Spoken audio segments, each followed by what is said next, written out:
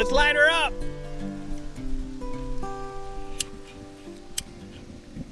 There she goes. Yeah. That's what we're looking for. We got flames on the charcoal. Oh, welcome to the Paddle and Portage Podcast. Woohoo! Got so excited about getting the smoker lit on this gorgeous fall afternoon. On the edge of the Boundary Waters, the sun lower in the sky as we make our seasonal shift, casting its golden colors onto leaves that have changed to red and yellow and gold. Speaking of red, there's the red Kevlar canoe because Joe Fredericks was out catching splake this morning. Oh yeah. Successful splake outing in the fall, October in particular. Splake and brook trout. You can fish them in the Boundary Waters until October 31st, where lake trout closes on September 30th. So the splake fishing's been phenomenal. I've been twice now in like 3 days, and basically as many as you want to catch. And so now we have taken some of those splake and put them in a brine, a saltwater brown sugar brine, where they've been curing or sort of doing that process for over 24 hours, 36 hours. And now we've taken them out of the brine. They're over here on this drying rack and kind of getting that glazed over, cured look to them. And we've fired up the smoker, and we're going to be making smoked trout wild rice chowder. If you've been following along with us over the years, this has indeed become an annual tradition. Corresponds with the fishing season to make chowder and share it with family and friends. Look at those beauties. Not only do we have the splake on beautiful display with its speckles of color that's much like the forest right now. Gosh. Joe has apple wood from the apple tree here in the backyard, soaking in water for the smoker. That the bear took the liberty of breaking some limbs and taking all the apples too in the process. Yeah, there are no apples in this season's celebration, unfortunately. There were, and a well-fed bear in the neighborhood. Yeah. All of this, though it is our annual tradition, corresponds perfectly with our guest in today's episode. It is Stephanie Hansen, author of True North Cabin Cookbook. It's actually volume 2. If you haven't checked it out, maybe you saw the previous volume. And Stephanie has inspired us with a very specific recipe that we're going to try today. Fish chowder with bacon. Bacon! I would say that we have maybe become a bit snobbish in our chowder taste. But I don't have much doubt about this one. I'm feeling real good that this is going to be on par. Yeah, I mean, Stephanie is very well known throughout Minnesota, has a TV show in the Metro, and this is at least her second cookbook, and she's done a lot of other writing too. Has a place over by Burnside Lake near Ely, and I got to sit down and chat with her in her garden, actually. Recorded the main centerpiece of the episode that we'll hear today. But we're making this in honor of Stephanie's book and our conversation with her, so we'll be bopping in and out throughout the episode too, keeping you updated on our Chowder 2025 fall endeavor with some fish chowder with bacon and this, LB. This Old Bay seasoning that's something we've never used in our chowder either. Which is quite classic. Yeah. So we're bringing Stephanie's classic with a twist. Whee! Beautiful day out here. Hey, Paddle and Portage listeners. This is Kate from Bending Branches. If you're like us, paddling isn't just something you do, it's part of who you are. And when you're out on the water, your paddle isn't just a tool, it's your connection to the adventure. At Bending Branches, we take that seriously. For over 40 years, we've been handcrafting canoe and kayak paddles right here in northwestern Wisconsin. We obsess over every detail, making them lighter, stronger, and built to last, because we know what it's like to be deep in the wilderness, where every ounce of weight matters and every stroke counts. We test our paddles the best way we know how, by using them, on winding rivers, glassy lakes, and carrying them on backcountry portages. Crafted with tradition, engineered for adventure, designed by paddlers for paddlers. So, before your next trip, stop by your local paddle shop or outfitter and find the Bending Branches paddle that's right for you. Because great adventures start with great gear, and the right paddle makes all the difference. So I'm here with Stephanie Hansen, author, podcast host, chef. Do you consider yourself a chef? No, and in fact, I get really kind of embarrassed when people call me a chef because, to be a chef, you have to go to, chef school. I am an avid home cooking enthusiast. And a celebrity media and culinary media for sure. They call me the foodie queen. Yes. That's what my friend Jason calls me, the foodie queen. Yeah, you're on TV, you're on the radio, you're all over the scene right now, and now you're an author twice over. It's funny because I didn't come into my food life until I was probably 30. I knew how to cook a little bit, but when you're in your 20s, you're just not cooking meals really. You're cooking pizza. But then as I got older and I had a daughter, I started caring more about what I was eating and I started cooking things. And the Food Network was kind of a big deal at that time, and they were having all these cooking shows and I loved to watch them. So over time I adopted sort of how to cook. Then that sort of moved into the gardening of wanting to be caring about my food. That then moved into, I'm harvesting today, you have all this produce, what do you do with it? So you learn to can, you learn to pickle, you learn to do all the things. And then writing all that down for my family, my friends, that sort of inspired the book. The Boundary Waters and Burnside Lake in particular, and just the up north culture, if you are in it, you really are in it and you get it. But there's a whole mystique about it and people love it so much. And I thought it was really cool that we would go to this island place and get in a boat and bring our groceries and then be there and cook and have this family experience. And people would always ask me about it. So I thought, well, I'll just chronicle this sort of true north situation, write recipes around it.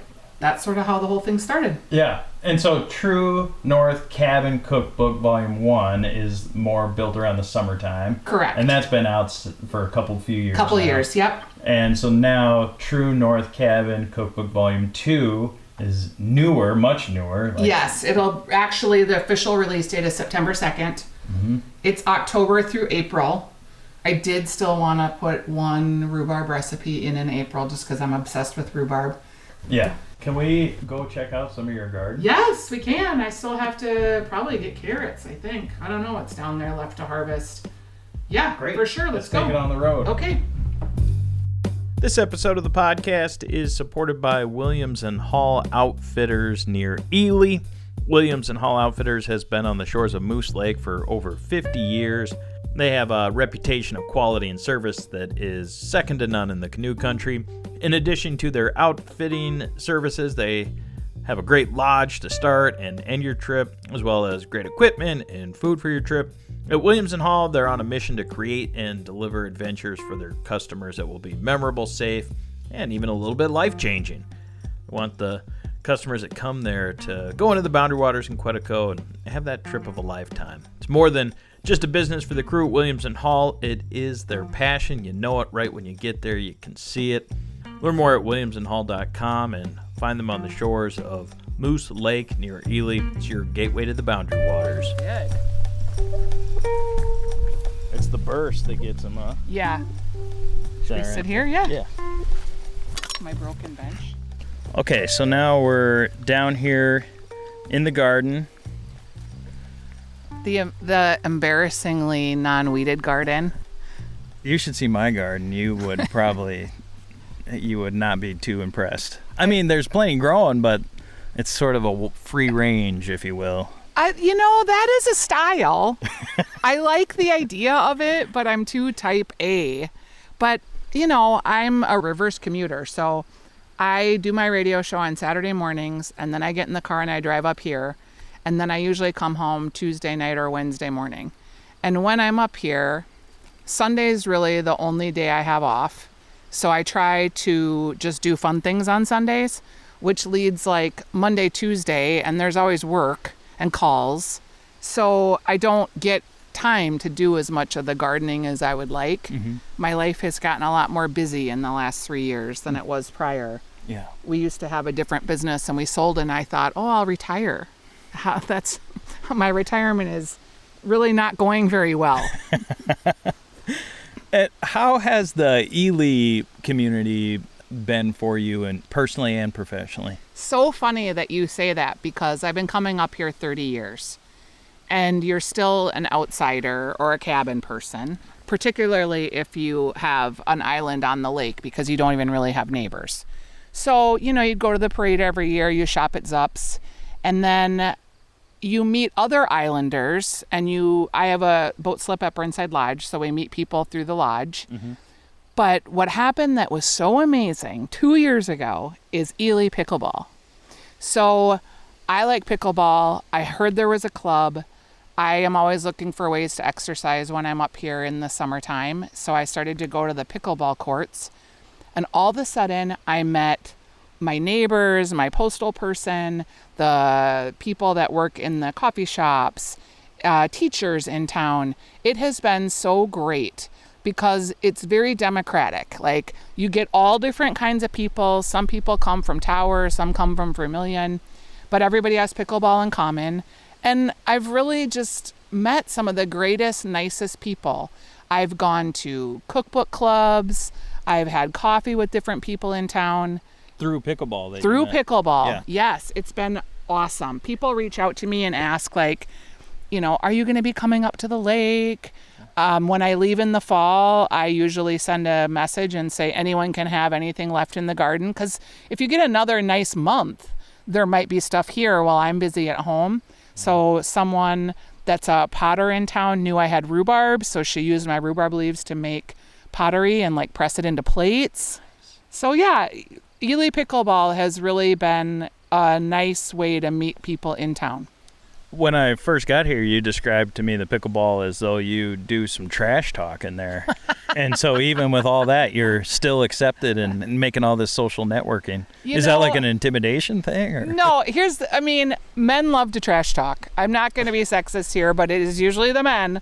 And so I think it's fun if you can hang with them. You have to kind of know who they are, though. Like, if you trash talk someone that's not ready for it, then it's not great. Right. But after you play with people long enough, you know who you can trash talk and who you can't. Uh-huh. And I do it. And then, like, every once in a while, I'll think, God, did I take it too far? And then you feel bad. But Ely Pickleball's the best. This is Mark Savoy with Solbakken on Superior. Solbakken has 6 motel rooms and 6 charming cabins located on the shores of Lake Superior. The motel rooms are the perfect place to stop over either on your way in or your way out of the Boundary Waters canoe area. Visit our website at Solbakken on Superior to make your reservations today. Turning into late afternoon now. Smoker's been going for, 2.5 hours. Steady temp, that 180 range, which is ideal. These Splake are so good. Smoked is incredible, but even just eating up, how you would eat trout, bake it, or all kinds of stuff you can do to enjoy a trout meal in the Boundary Waters. A lot of people who live in the Grand Marais area that I know, Splake's their favorite fish, so it's really nice to be able to smoke these up. We're going to lift the lid on the smoker, take a look, see what we got going in here. Ooh, yeah. Nice. I got that goldish hue to them now.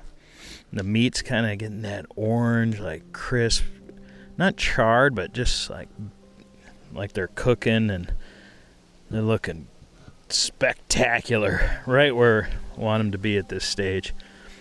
So they will keep cooking when we put them in with the chowder, which is a added benefit of preparing them this way, just really trying to get as much smoky flavor as possible into the fish. And if I'm making like a trout dip, which I've made many times too doing this, you gotta make sure the trout get all the way cooked, because there's no other heat source. Like once you pull them off the smoker, that's it. So it's easier in this way to do it with putting them in the chowder, because they'll just keep cooking when they get in there. But we got a little ways to go, and another fire going up here now on the land too. Keeping it warm. It's going to get down to like 30 degrees tonight, probably 50 or something right now. It's a perfect time of year to do this. I did it once in July, and it was so hot that day. It was like 80 and sunny, windy.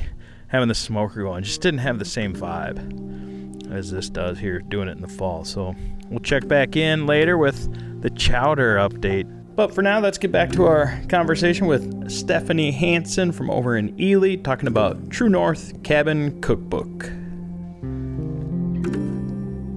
Okay, so I wanted to paint a picture for you here. Sure. Would be for True North Cabin Cookbook Volume 2. I'm coming in and from a Boundary Waters trip. Like a buddy and I are coming in. We're going to paddle into the cabin or here to the house, one of the two. And, I mean, you know, visually, just so you're setting a scene of like you're taking in these guests, me and someone else. Yes. And it's like kind of early October, maybe like October 10th. It's been rainy for a couple days. It's like 48 degrees. You know, these weary travelers are coming in after multiple days. What am I going to make for them? From the cookbook, No. what are you going to feed these weary travelers? Okay, so I'm going to make beer cheese wild rice soup because that's just a great recipe that is hearty.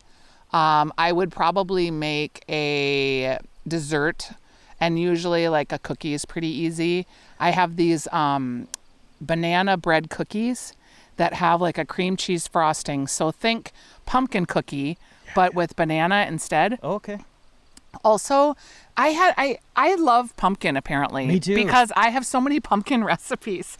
I have like pumpkin soup. I have a pumpkin where you make a pumpkin cream that you can use to make like lattes or pumpkin espresso martinis. Mm-hmm. I have pumpkin cookies. I have a pumpkin snack cake.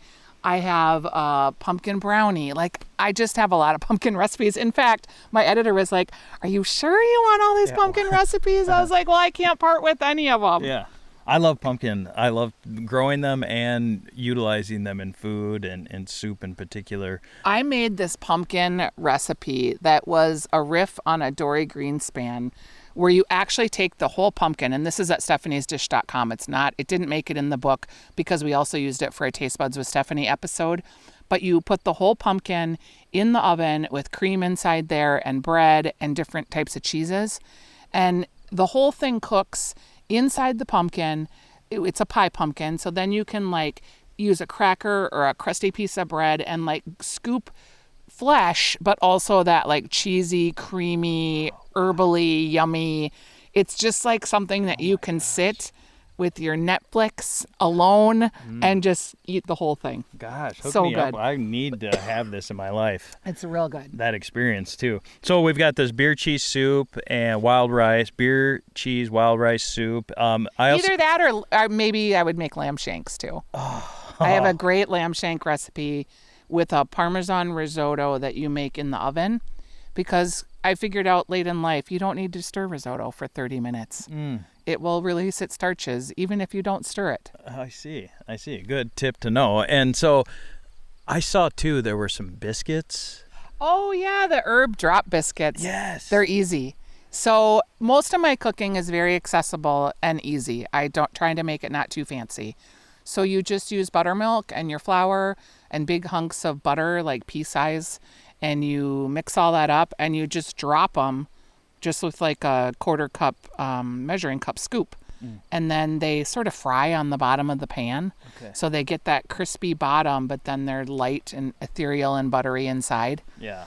Biscuits are a weird thing because some people are really into like the southern biscuits with the flaky layers that are high. And I do like those, but I also like a good drop biscuit. I think you get more chunks of butter throughout because it's not as refined. Oh. So since we've been out there for like 5 or 6 days, I think that like the lamb shanks and the soup and the biscuits and the desserts all sound great. Look forward to that fall trip and like showing up at your cabin. Well, and somebody Okay, so people always want me to talk with them about like Boundary Waters recipes or cast iron skillet recipes. The funny thing is, when you're like on a Boundary Waters trip, like you're just making the same food you'd make at home. You're just making it in a way that you can pack it in longer or preserve it. Do you freeze dry lots of things? Well, our one buddy does, the K-Man who goes on some of our trips and is a big sort of close ally of our podcast and so forth. But we eat a lot of fish because I fish a lot. Oh, so that's kind of a big thing for us while we're out there. And then it's like, what are the sides going to be? And then steaks usually the first night, something like that. Freeze dried, I like it as a side, like mashed potatoes or something like that. But fish is a big staple of what we eat out there. One thing that I think people don't eat enough is cabbage, like we talked about, because you can carry a cabbage with you for like 5 days, 6 days. It's going to be fine. And so you could use that for like slaw or to wrap up ground bits of meat and potatoes in and then steam it. Totally. I think cabbage is an underutilized trail food, though it's kind of bulky and heavy. Yeah, but you can have it and you can pre-slice it if you want to and bring as much as you want. Or does it then not stay as fresh if you're kind of chopping it up like that? Yeah, I think you could chop it up. It'll stay, it stays for a long time. Yeah. Yeah, a lot of vegetables stay for a long time. If you think about it, we rush everything home and we wash it within an inch of its life, and then we refrigerate it, and then it's mushy like 2 days later.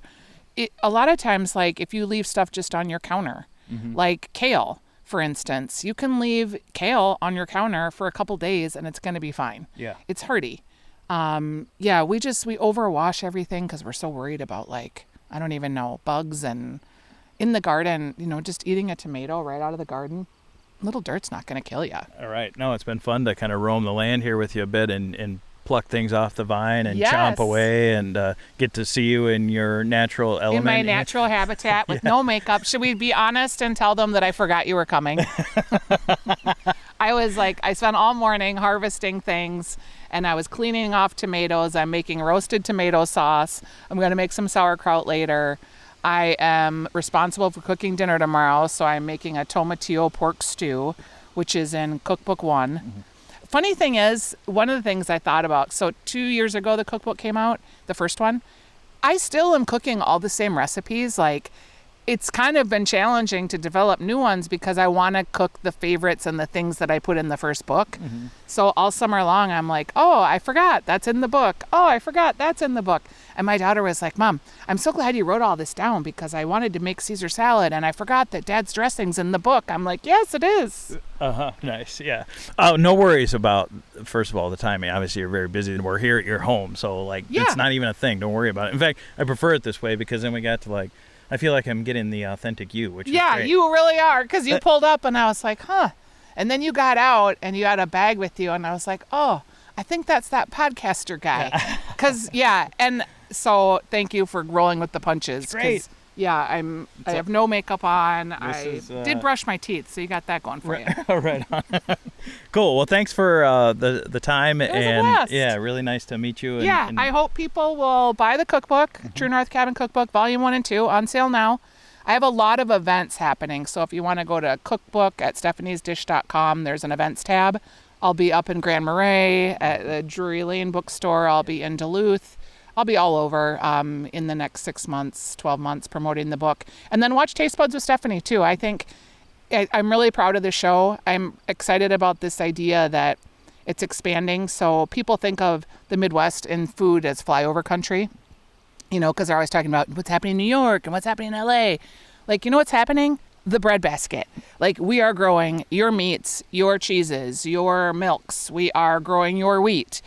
Our agricultural scene in the Midwest is amazing, and that I somehow got to be the person that helps people see that and bring that to life is a delight. Yeah. It's I can't even tell you how excited I am. Yeah, cool. Yeah, it'll be fun. Right on. Well, thanks for all the work you do to elevate the culinary scene in Minnesota and beyond, and including up here in Ely, and just really a nice time spent with you today. Thanks so much. Yes, and if you're looking for paddling books, I would be remiss if I didn't tell you about my husband and daughter's book. Mm-hmm. They wrote a book called The Barrens that was the Minnesota Book Award winner in 2022. which seems like maybe it was 2023. But my daughter's a Ouija girl, and she did all the way up at the progression, how you keep going on longer, harder canoe trips. And she went to the Thalon River, and my husband wrote a book about it that's fictionalized, but it did really well, and it's a fun book. And if you like adventure stories and paddling and what it's like to be in the great outdoors, it's a good book. The sun is set. It's good and dark. Lights of the house, the kitchen, dining room, the sounds of a meal have just quieted. We've feasted. We have had a feast, Joe Fredericks.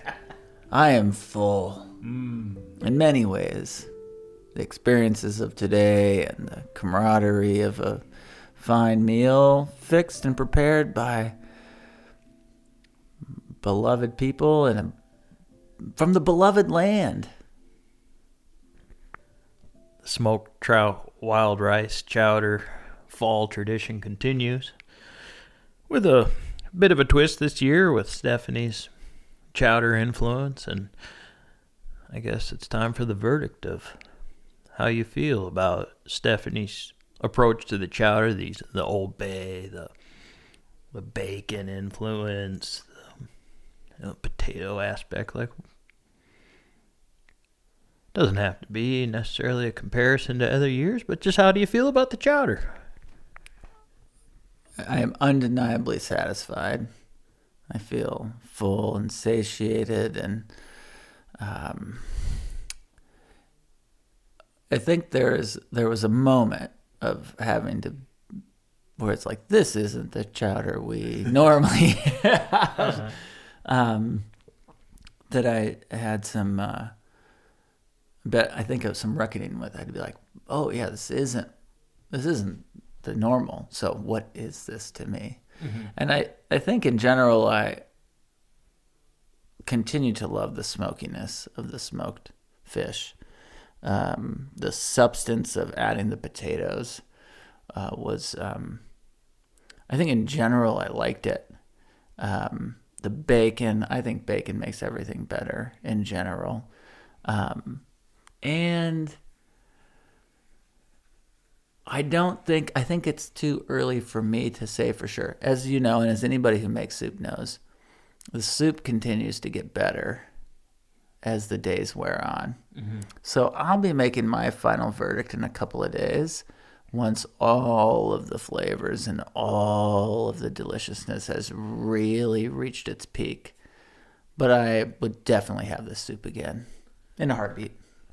Yeah, and with a cream based in the smoke, there's something about when that gets cold, mm-hmm.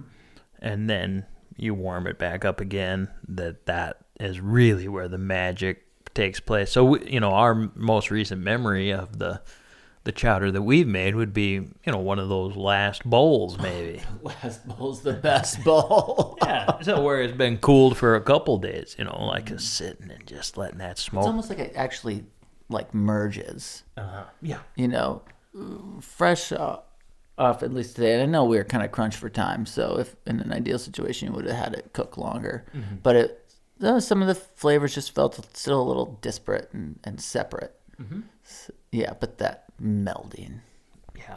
So, the idea, though, is that cookbook that Stephanie has, too, is just, that's page 160 in this vast expanse of the winter seasons here in the Boundary Waters and all these things that are available for us to eat up here, which is something I was thinking about throughout the day of both catching these fish and making the chowder, smoking the fish. It's just like, getting the dairy or the cream from the dairy. And here in Cook County, it was like, there's so much abundance of resource up here in this amazing place, the Boundary Waters. And that was really the inspiration for Stephanie's book, and a big part of why we're continuing to live up here and make this podcast is because of that connection to the resource.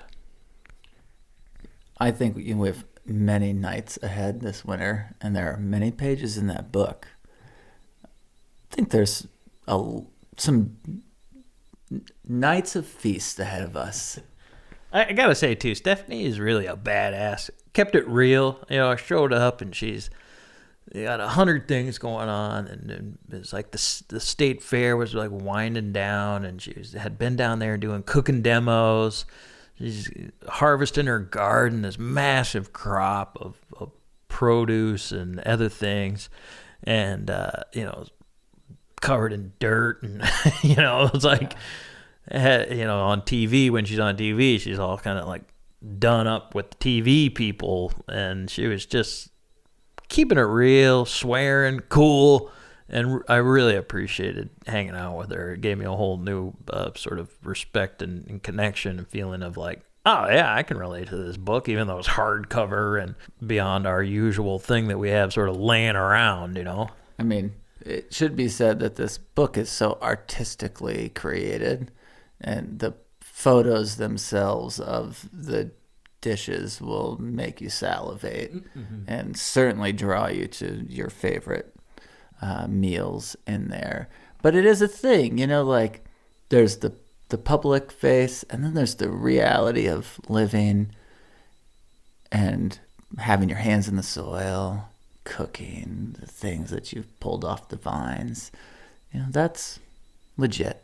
Well, if it was the opposite, let's say that the book had portrayed itself as like a rustic cooking Boundary Waters thing, and then I show up to Stephanie's place and it's like some palace, and they're like, take your shoes off at the front door, kid, and fancy furniture all around, I'd be like, this is a poser thing. And instead it's the other way around, which makes me feel so much better about the book. Absolutely. Real. It's real. Yeah. It's the realness we certainly appreciate, and I think Stephanie does too. Yeah, definitely. And if we talk about this fairly often, but now with these change of seasons coming, and it's this 1 year mark where Ann and Bear have been around as the owners, helping Paddle and Portage grow and reach all these new people, and we're starting to look ahead to year 3 for the podcast already, and these change of seasons just start to embody all that energy and thinking about winter, and it's just a wonderful time. So if you're new to the podcast, hello, welcome, and we got all kinds of archived episodes now to share with you and go back and hear. If you're been listening all along, please help us out and let us keep doing these things that we're doing. We're having such a great time, and you can do that at paddleandportage.com. Membership option there, annual or monthly, and it's all part of the work we're doing. Huge thanks to you, our listeners. This is why we do what we do. And maybe if we're really lucky, we'll get to share cooking and eating a delightful meal out of that cookbook with Stephanie herself in the Boundary Waters. Yes. Around a U.S. Forest Service fire grade. And Stephanie, if we do that, don't worry. Joe and I will hang the food. I personally will pitch your tent for you. It'll be an honor. I like to sing when I paddle canoe, feeling not thinking if the strokes are true. We're gonna get through to the other side. Out in the night, the waves beat the shore. You can hear them pounding, you can hear them roar. Oh, roll me, rock me in my dreams. You can roll me, rock me in my dreams. So I like to sing, I love to dance. I play the fool if I got the chance. All around the campfire light, all around campfire light, all round, all round, all round the campfire light.